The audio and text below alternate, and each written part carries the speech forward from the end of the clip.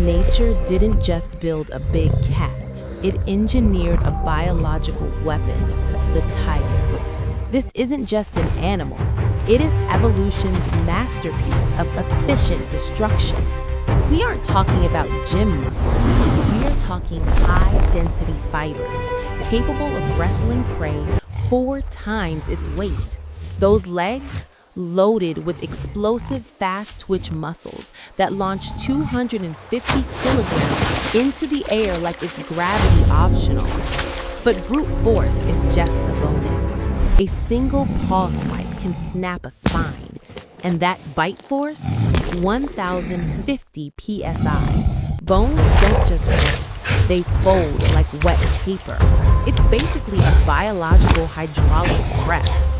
And the stealth tech is unmatched. Those stripes aren't just for show, they are unique identifiers, like a fingerprint. Couple that with night vision 6 times better than yours, and ears that can hear a leaf drop, you are dead before you even know you're being hunted. Here's the brutal truth. Tigers don't have a squad. No backup, no pack. It is the ultimate solo operative. If they mess up a hunt, they don't just lose a meal, they face starvation. High stakes every single day.